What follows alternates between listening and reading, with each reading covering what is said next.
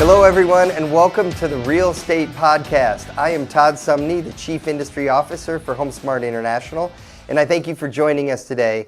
The Real Estate Podcast is where we help real estate professionals with strategies and tips to grow their business and to get better at being a real estate professional and serving our customers. Today, this is the second in a three-part series where we are talking about presentations to buyers and sellers. In the first podcast, we talked about 4 keys to winning every presentation with buyers and sellers. And I told you that we would, in a future episode, this one, we're going to dig a little bit deeper and we're going to talk about actually what do you say? What should you say to a buyer? What should you say to a seller?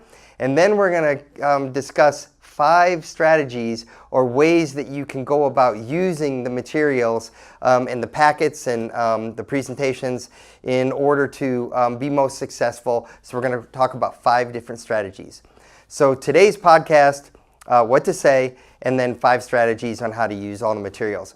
And then in the third episode, we're going to dig in and we're going to actually specifically see where do you go to get your hands on this presentation? How do I get a print version? How do I get an electronic version? How do I get it loaded onto my iPad or a tablet or a laptop, etc.? So without any further ado, let's talk about the right things to say to a buyer or a seller. Now, one of the biggest mistakes that I've seen agents make in working with agents over many years is that when they walk in the door to have a meeting with a potential buyer or seller, they talk more about themselves or they talk first about themselves before they ever dig in and actually get to know their client, their customer, and what their needs are. What are their goals? Why are they even interested in talking to a real estate professional? So whatever presentation you're using, I'm going to go over the 6 things that we think works best. And I'm going to start with talking about 6 things to working with a seller, working with someone who's selling their home. So you can see here I have bullet points of the 6 things that we think you should cover. And the first item is I start by learning your needs and the qualities of your home. So exactly the opposite of that mistake I see realtors make where they walk in and talk about themselves. You should actually begin with talking about your customer and their needs. What are they looking for? So, why are they selling their home? Do they need to move out of state? Do they need to move quickly? Would they rather have top dollar? So what are their needs? So number 1, I start by learning your needs and the qualities of your home. Number 2, I will empower you with powerful market data and intelligence that only realtors have access to that information. So basically, there's a lot of information out there on the internet. A lot of it's bad information. A lot of it's incorrect. And so as realtors, we have access to the MLS. We can pull comparables. We can pull, information on the neighborhoods and the homes, and we have accurate data. So you really want to leverage the fact that you're going to empower the homeowner with powerful market data and intelligence that only realtors have access to. That's why if you go out on the web, this is one of the things I've heard from a lot of top agents. They will actually mention right here at this time that, hey, if you go out there on the internet and you go to all these different web portals and you look for the value of your home or typical home in your neighborhood, you'll often find, if you go to 4 websites, you'll find 4 different prices of the home. If you go to 5 websites, you're going to 5 different prices of the home, and they vary greatly. And it just talks because only realtors have access to the powerful information that the MLS provides, the multiple listing service. So really leverage that as point number 2. Point number 3. This is where you start to talk a little bit about yourself now, but you're still talking it in the client's terms about how it's going to help them. I will put my knowledge, my proven marketing process, my company, and my network to work for you. And then you're going to explain to them how you'll do that. And again, you're taking it from a tactic of how my network is going to help them sell their home faster, sell it for top dollar, and leverage it in that way. Number 4, I will deploy automated marketing, robust technology, and tools for you. So what we have in HomeSmart, in HomeSmart's case, when you put a listing into the MLS, it automatically kicks off all this automated marketing. So it kicks off syndication and marketing on 1,018 websites throughout the world. It creates an automatic flyer, an automatic virtual tour. It might show up on your website on featured properties. So you just want to talk about some of those things. Remember those terms when you're talking to your customer, and just leverage the fact that you are going to deploy automated marketing for them, and then explain to them what that's about. Fifthly, I'm going to guide you through the process of selling your home. I'm going to guide you through the process of selling your home. For many of our customers, selling a home, it's a big task. I mean, it's complicated. The contracts are 160 pages or so long, or 80 pages or whatever. We use a lot of acronyms and a lot of terms, and oftentimes we live it day in and day out as real estate professionals. We know what comes after what and what the order of the process is, but your customer doesn't do that. So if you really walk them through, here's what's going to happen, and you kind of outline what's going to happen in what order. This is going to happen first, this is going to happen second, third, fourth, here's what I'll do to help you. It really just helps educate them, and it sometimes even can ease some of the stress or tension that they're feeling, and it really can build credibility for you and leverage you as a professional. So again, step number 5, I'll guide you through the process of selling your home. Step number 6, I will introduce you to our vast network of partners and support services.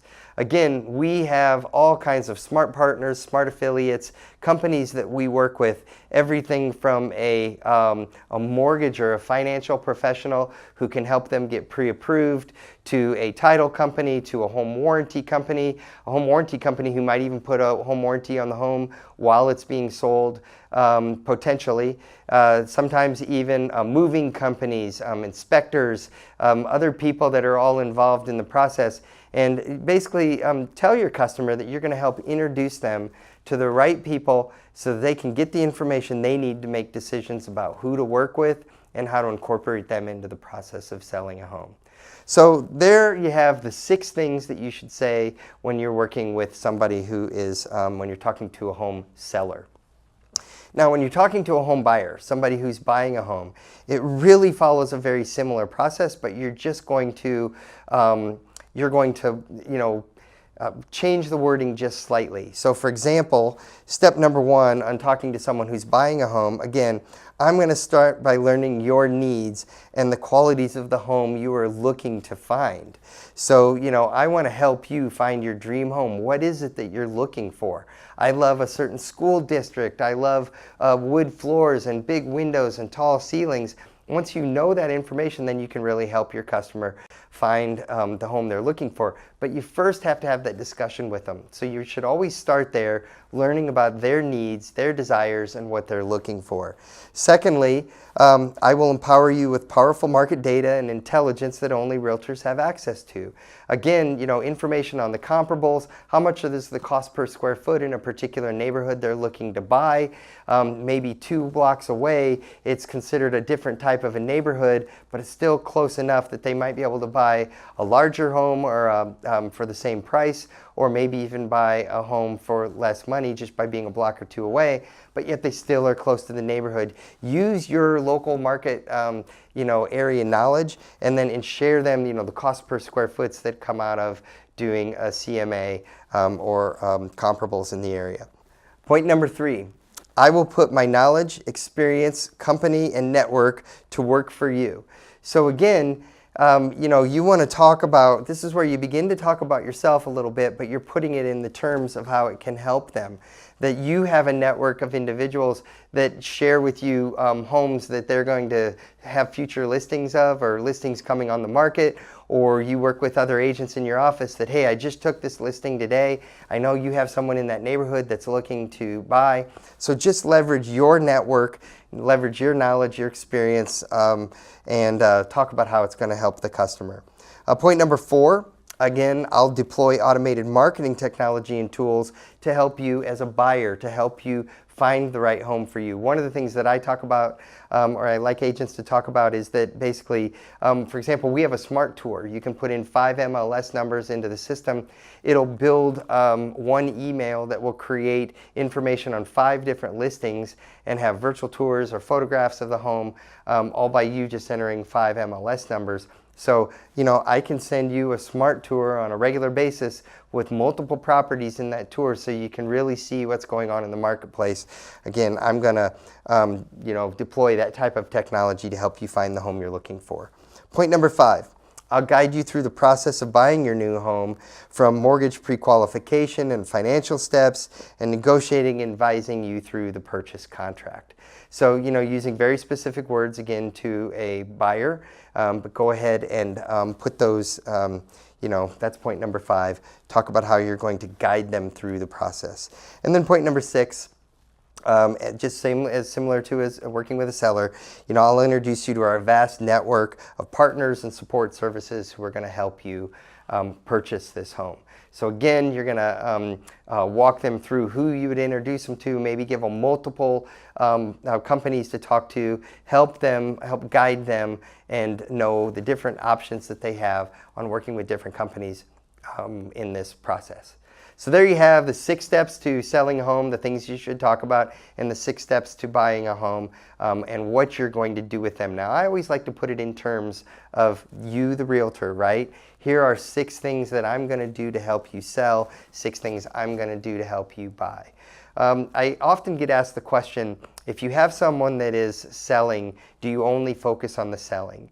And I always, I talk about, or I think that you should talk about the selling, but you should also talk about the buying too, because you never know then when they're going to buy, even if they haven't told you right now, I'm going to buy.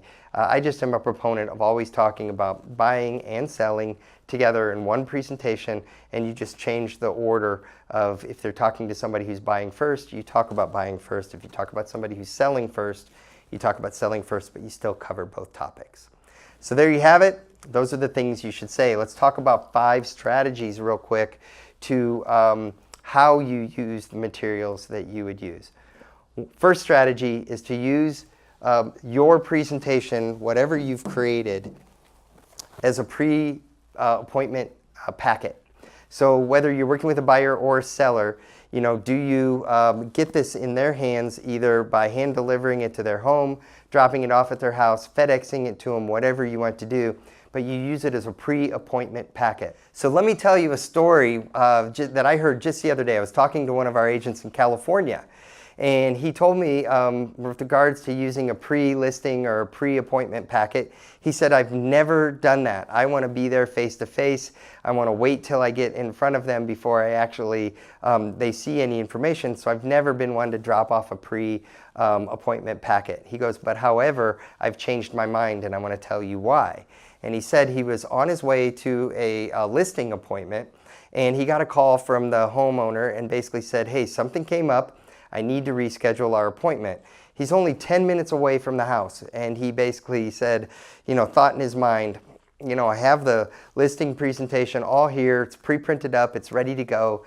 Do I just go ahead and drop it off at the house so as a pre-listing packet? Or do I turn around and drive 40 minutes back to my office? And he's like, I don't want to bother him, so I'll just turn back around and do what I usually do. I will not drop off a pre-listing packet.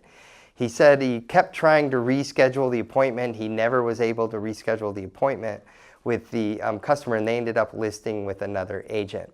And he said, what I've started to do now, because he said, I know this packet is so phenomenal and it's so thorough, and it's extensive, and if I would have dropped it off, I firmly believe that the agent or that the customer would have still had the appointment with me. So what he started to do was he said, now I always drop this off as a pre-appointment package.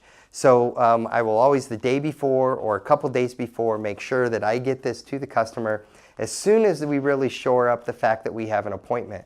And what he said was, there's so much information in here and they can see how prepared I am that it really sets a great stage for the appointment. And then I said to him, and how's it affected your closing ratios? And he goes, it's been through the roof. He goes, the minute I can get this packet in their hands ahead of time or get in their packets as soon as possible, he goes, it's really helped my effectiveness on winning business. And I said, okay, so now you've dropped off a pre-packet to somebody. Do you bring another one with you on the appointment? He said, yes, good question. He goes, I always have one. He goes, so I dropped one off at the house already.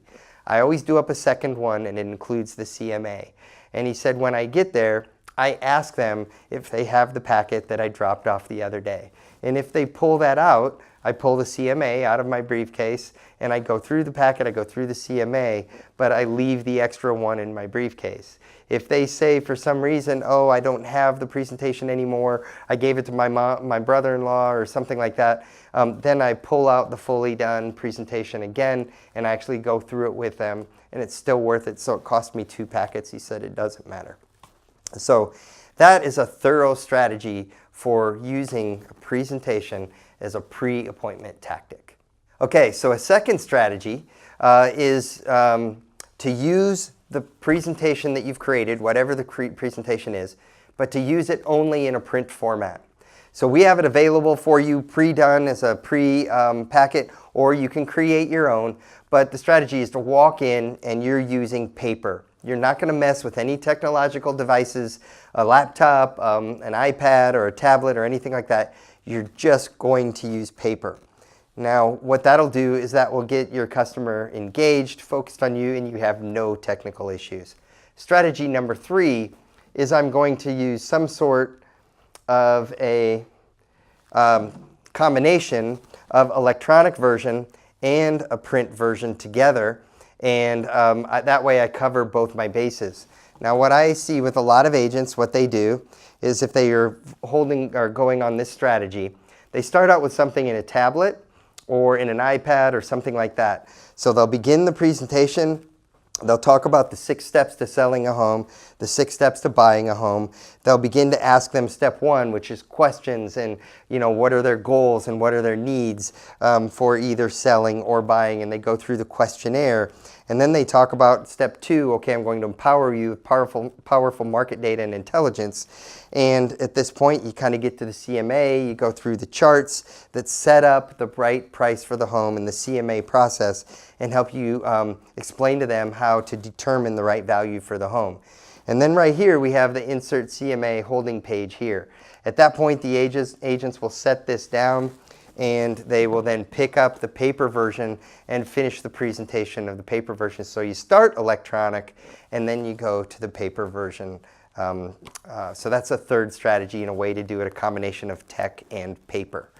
A fourth option for you is to only do the technological or the electronic version. So in that case, you are only using, the electronic presentation and on a laptop or an iPad, and you're not even doing a paper version. Now, I can tell you from the statistics that I've seen nationally, both as an industry, but also even just on the agents that I've interviewed, it's very rare that agents are only doing electronic. There's still something desirable about paper with the customer. Now, the fifth strategy is I really want to get in and I want to engage with my customer and I want to connect with them. And so really all I do with the presentation is I'm really going to only have a CMA, and I'm really going to basically engage with them, and I'm not really going to even focus on a presentation at all, and I'm just going to connect, talk, we're going to go through the CMA, and I just kind of have my process down. And then what I'm going to do is I'm going to use this paper presentation or whatever it is that I've prepared, anywhere from 30 pages to 100 pages, and I'm going to leave this as a leave behind. So strategy number 4 is do your presentation as you always have, and just leave the paper presentation as a leave behind. Now, I've had some agents that they've been in the business 22 years. They're really successful at their presentation, but they kind of want to take advantage of the formidability and the credibility that this presentation creates. So they just go in, they use strategy number 5. they do their presentation like normal, and then the last thing they do is leave this as a leave behind for their agents or for their customer. So there you have it. You have the right things to say to a buyer, the right things to say to a seller. The 5 strategies: use it as a pre-listing packet, use it as print only, use it as print and electronic together, do electronic only, or do your presentation as you always have and just leave the paper as a copy as a leave behind. So what I can tell you is that paper does seem to be very effective. When I talk to top agents around the country, it seems like the majority of people have paper involved in the presentation at some point, and that's what the customers are still looking for. So thank you all for joining me today here in the Real Estate Podcast. I'm Todd Sumney, Chief Industry Officer for HomeSmart International, and look for our 3rd episode in this series where we actually tell you, well, how do I get an electronic presentation on my laptop? How do I get it on my iPad? How do I get my hands on a printed version?